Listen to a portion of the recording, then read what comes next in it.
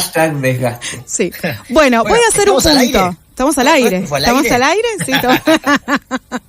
Voy a hacer un punto para ahora sí darle comienzo al tema que tenían preparado para hoy, que tiene que ver con la pregunta de cómo nos informamos, ¿no? Cómo llegamos a las noticias y cómo las noticias llegan a nosotros y nosotras.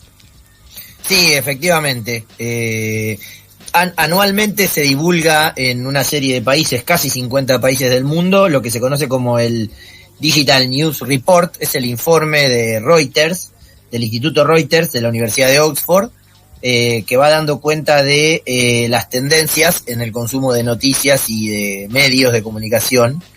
Tiene una versión integral y una versión desagregada por países, se hace en 48 países exactamente.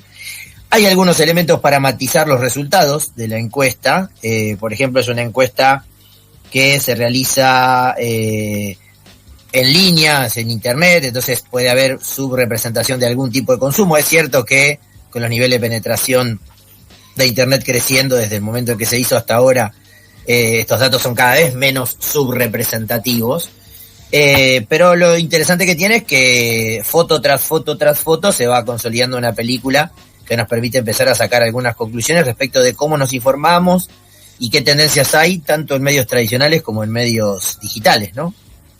Sí, como decía Santi, el reporte es interesante por su contenido individual, pero mucho más interesante por la línea temporal que permite trazar, teniendo en cuenta que construye saga, si no me falla la memoria, desde 2013, 2014, para algunos países. Si no recuerdo mal, para Argentina es 2016-2017, lo cual ya va siendo una muestra muy relevante de la transformación, sobre todo de lo que a mí me resulta más interesante, nos permite ver cuánto ha quedado de toda la transformación de la pandemia, ¿no? En términos de digitalización de los consumos y de los usos informativos. El reporte tiene conclusiones globales y después permite hacer un foco y tener unas lecturas nacionales. Del equipo que lo hace en Argentina está conformado por amigos de la casa, podríamos decir, que son Eugenia Milchestein y Pablo Bukowski, de la Universidad de Northwestern y la Universidad de San Andrés.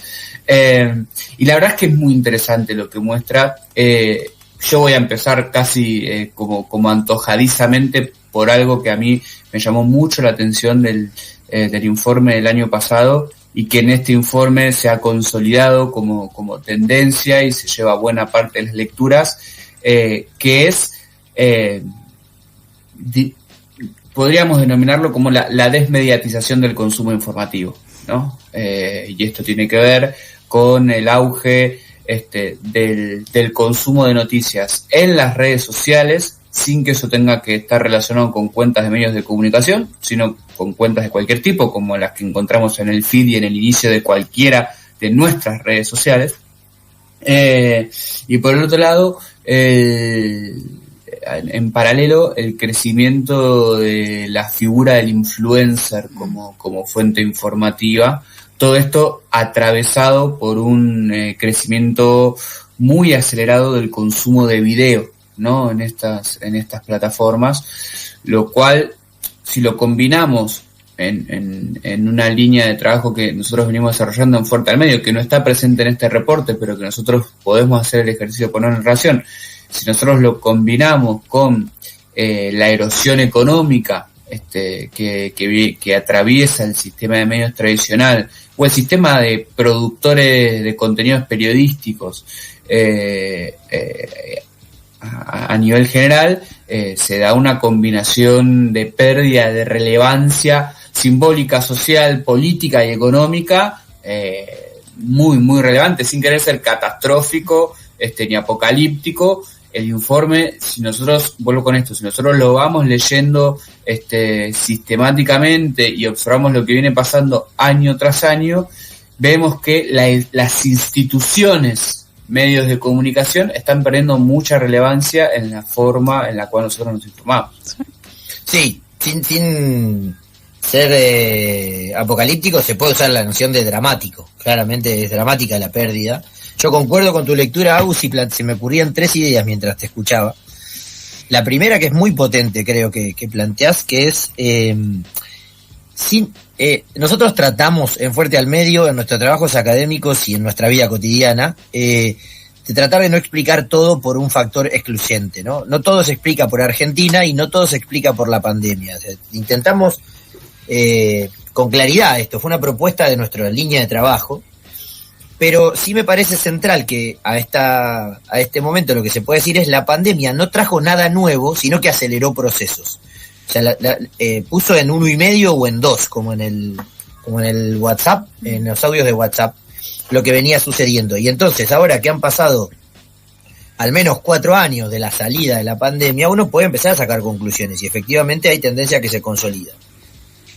Hay una tendencia segunda idea, hay una tendencia de largo plazo que era el consumo digital de noticias que tanto Eugenia Michelstein como Pablo Bukowski ya lo habían laburado en sus trabajos académicos antes de ser el equipo que lleva adelante la encuesta, que es esta noción de la noticia incidental, ¿no? Que nos informamos en cualquier lado, con el dedo escloreando en el teléfono, que por supuesto eso se consolida, y eso trae consigo lo que marca Agustín, que no quiere configurar como una lectura apocalíptica, pero yo me animo a empujarlo a que digamos que es dramática, que es la desmediatización y lo que eso implica en términos simbólicos, que es la pérdida del peso de los medios tradicionales, de las marcas de medios tradicionales, que cuando uno va a los números se encuentra evidencia empírica para sostenerlo, no solo en el hecho de que se venden cada vez menos diarios, sino que, por ejemplo, en el 2017, que fue el primer año que se hizo para Argentina esta encuesta, el 77% de los argentinos decían estar extremadamente o muy interesados en las noticias, y en el 2025 solo el 42% de los que responden la encuesta, que no es el universo, está interesados en las noticias.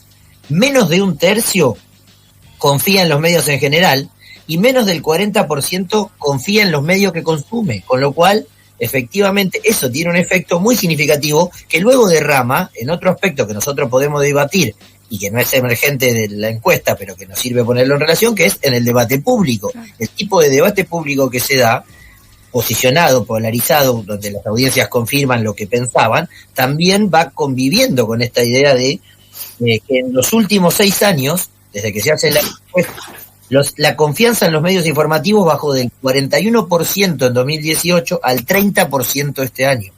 En esos números uno sustenta la idea que planteaba Agustín y estas que podemos ordenar como sistemáticamente. Puedo decir algo chiquito, porque todo esto que ustedes están trasladando en datos no deja de llevarme a la cantidad de tweets libertarios, ¿no? O de esa zona, podríamos decir, en términos ideológicos, que claramente apuntan a esto, ¿no? A, bueno, fin de los intermediarios, no digamos lo suficiente a los medios de comunicación, los periodistas, que me parece que tiene por favor, no estoy diciendo, no quiero hacer ahí una correlación directa, pero me parece que pertenece también como al mismo ámbito, ¿no? Entender que efectivamente está cambiando el consumo de noticias, está cambiando la credibilidad sobre los medios, no nos parece tan importantes, o por lo menos a partir de esta encuesta ha bajado, ¿no? Respecto a años anteriores, y bueno, en paralelo a eso, la cantidad de discursos vinculados a, bueno, se acabaron los intermediarios, bueno, ahora somos nosotros directamente hablando con ustedes y somos nosotros quienes tomamos la palabra. Y por nosotros quiero decir un partido, ¿no? Sí, que yo creo que son dos cuestiones distintas.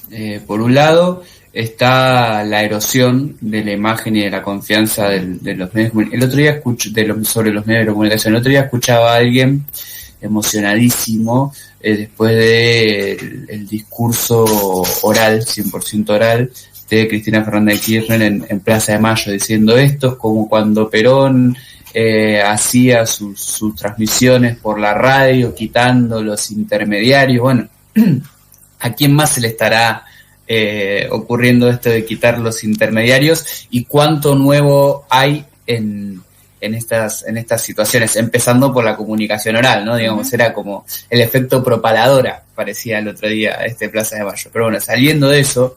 Sí, pero que me parece es el mismo universo, o sea, estamos medio ahí, hablando de lo mismo. Sí, por supuesto.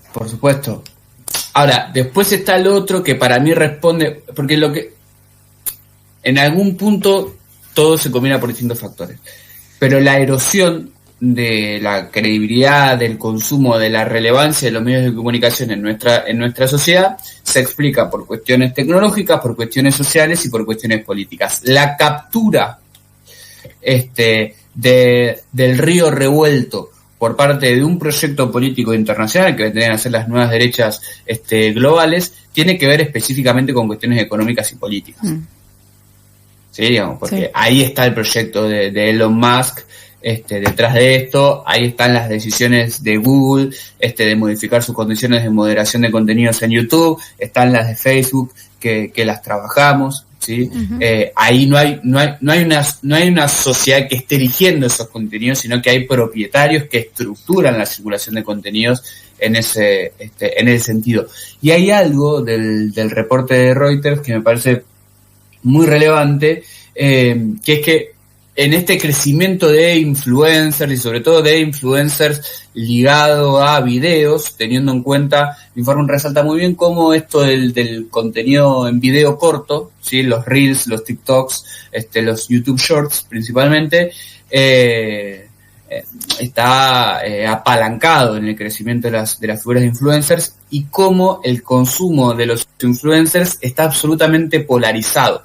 Que eso es algo que no solemos tener datos o tener información. No hablo del caso argentino porque no puntualiza especialmente en argentino, pero cuando uno ve, por ejemplo, cómo es el público de Joe Rogan, uh-huh, y de otros influencers, de otras tendencias, en Estados Unidos está muy polarizado, claro, ¿no? Digamos, los partidarios de derecha consume o mejor dicho, la audiencia de Joe Rogan está compuesta únicamente por partidario de derecha y de otros influencers únicamente por partidario de izquierda.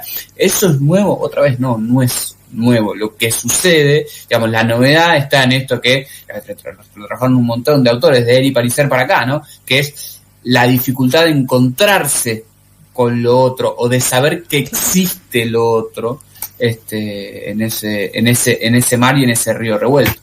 Claro, uno de los elementos que se pierde con la pérdida de legitimidad de los medios tradicionales es un público diverso, masivo, que comparte 3 o 4 cosas, pero que luego piensa distinto respecto de cada tema, porque ahora es muy, muy sencillo ir hacia la confirmación de tu línea editorial consumiendo medios que te hablen a vos o que te hablen porque vos pensás eso, ¿no? Y eso tiene, como decía Agustín, hay mucha literatura que sostiene eso. Está gráficamente el trabajo de Calvo y Aruguete, por ejemplo, que planteaban hasta con gráficos, ¿no? Los amarillos hablan con los amarillos, los azules solo con los azules. Entonces hay como una sobredeterminación, ¿no? Una cosa viene con la otra. A mí hubo un elemento que no me llamó la atención porque nosotros lo conocemos, y que sí habilita la posibilidad de preguntarse por Argentina en particular, porque uno entiende que en Estados Unidos esto no es así, es el hecho de quién paga la cuenta en este contexto de crecimiento de los medios digitales, ¿no? Porque, por ejemplo, si bien es cierto que la caída de circulación de los diarios en papel se compensa para algunos medios con la cantidad de suscriptores a sus plataformas digitales, digo, no sé, ahí están los números. Clarín vendía 51.000 diarios en el 2024 por día de promedio. Hoy está en 38.000. Claro. Pensemos que en el 2015 vendía 250.000. O sea, la caída es dramática en términos de papel. Mientras que dice el informe que la base de suscriptores digitales son 750.000 usuarios, ¿cierto? Ahora bien, en ese escenario en el que hay cada vez más consumo digitalizado y en donde los que producen contenidos para la web buscan financiarse mediante las suscripciones, en Argentina solo el 11% de los encuestados dice pagar para recibir contenidos. Ahí hay una pregunta para hacerse, que es ¿cuánto de eso es explicado por Argentina, por la lógica tradicional de consumo de medios en Argentina, por la infraestructura de Internet y por la falta de confianza en sostener estos proyectos, y cuánto es generalizable, digamos, ¿no? Porque sabemos que hay casos muy concretos, muy exitosos en otros países, por ejemplo Estados Unidos, con alto nivel de suscripción, para la pregunta, que es una pregunta constante en Fuerte al Medio, ¿no? Que es quién paga la cuenta. Sí, La pregunta de quién paga la cuenta me parece que tiene otra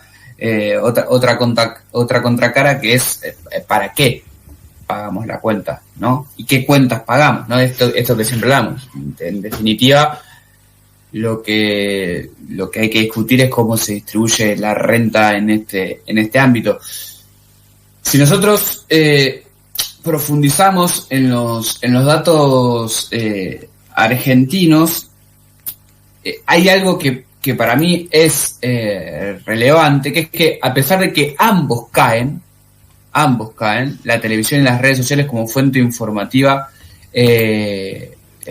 caen, como fuentes de noticias caen, la tele sigue teniendo casi tanta relevancia como las redes sociales. Qué interesante eso, porque esto de que se viene diagnosticando la muerte de la tele, cuando vas a buscar noticias, o bueno, no, cuando algunos vamos a buscar noticias tipo Último Momento, muchas veces volvés a la tele en vivo.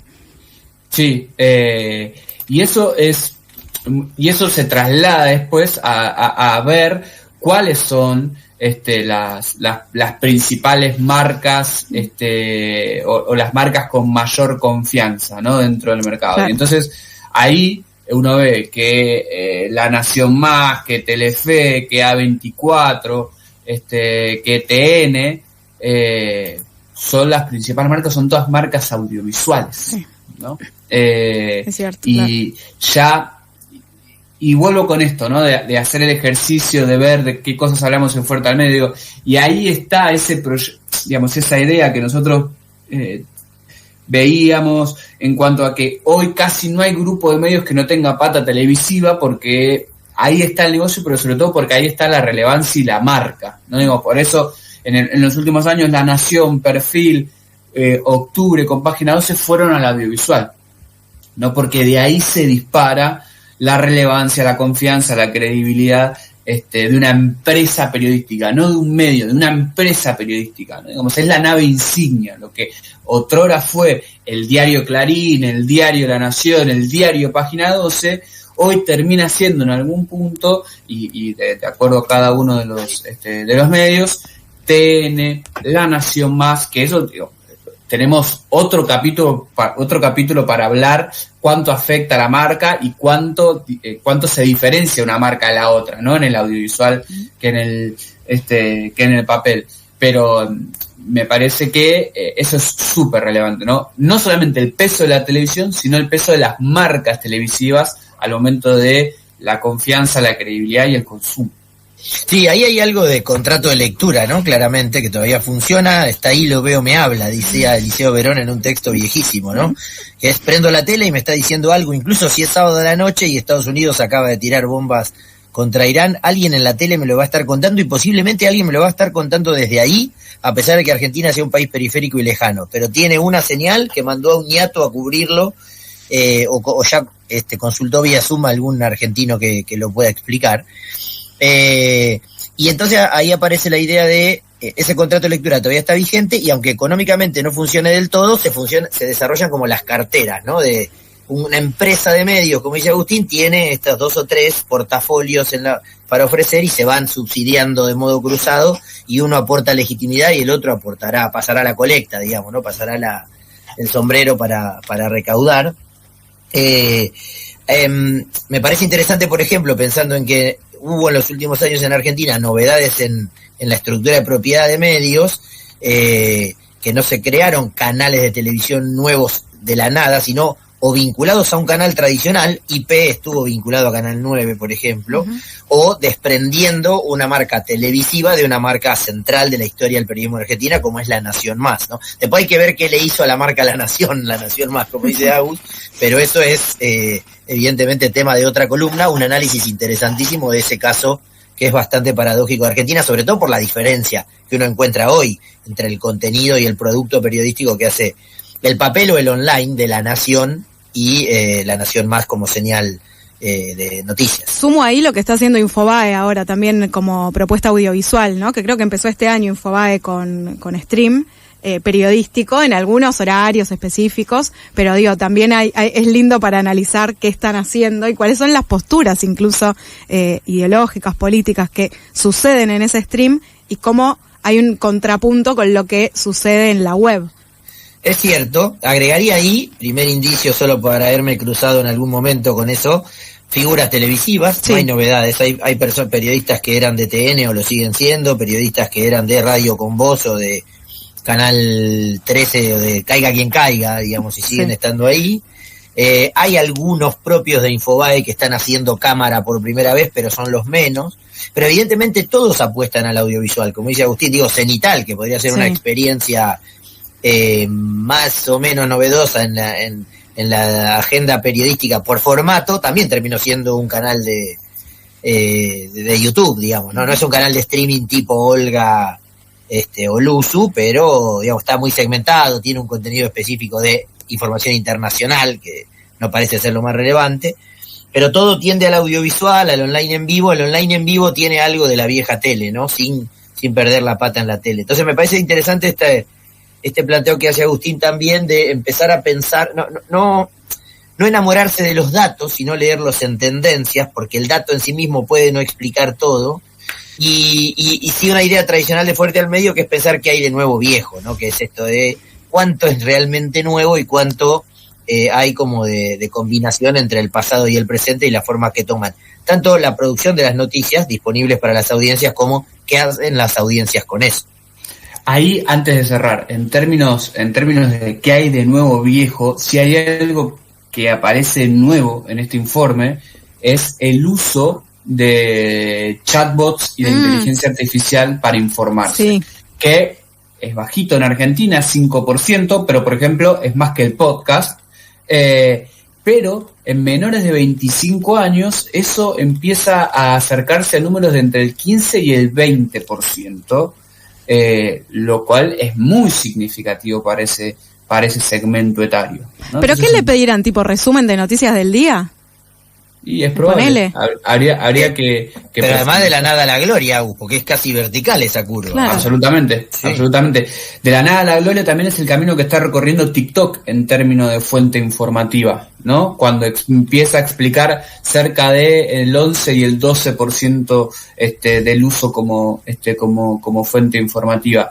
Y un último dato, de lo que no hablamos mucho, que es la cuestión de las noticias falsas en torno a la credibilidad y la confianza, y hay algo que resalta el informe general, que es que si bien ha crecido mucho el influencer y la personalidad como fuente de noticias, también es lo más observado como fuente de noticia falsa por los entrevistados, ¿no? Cerca de un 47 o 50% de los entrevistados señalan que los influencers y las personalidades son fuente de noticia falsa, un número igual al de los políticos, ¿sí? Cerca del 50% de los entrevistados consideran que los políticos son fuentes de noticias falsas, ¿no? Así están las cosas. Y última cuestión vinculada a esto, también me llamó la atención la caída de WhatsApp, ¿no? Que mostró un declive, creo que cediendo a estas plataformas como la que vos marcás, posiblemente, cediendo a TikTok, posiblemente, es una hipótesis, ¿no? Pero... Sí. Habría que ver cuánto de eso influye en la dificultad para el uso de video en WhatsApp, ¿no? Claro, totalmente. Bueno, May, es por ahí, ¿no? Bien, claramente, sí. No nubilarse con los números y no explicar las tendencias, analizar largas trayectorias, pero la foto de cada año es un aporte que hace este informe a la comprensión de este proceso que desarrollamos. Sí, está buenísimo el informe, los gráficos, así que en breve vamos a estar también compartiéndolo en redes junto con el Fuerte al Medio de hoy, porque está para colgarse un rato a ver datos, ¿no? Chicos, gracias por esta columna un poquito extendida, así que gracias, en serio. Nos vemos, un abrazo. Gracias. Muy bien. Linda semana. Lo mismo para ustedes. Pasaron Agus Espada y Santi Marino aquí al aire de FM La Tribu en su espacio Fuerte al Medio, analizando en este caso un informe, el informe anual de Reuters. Analizamos la parte de Argentina, pero es un informe que incluye varios países sobre el consumo de noticias.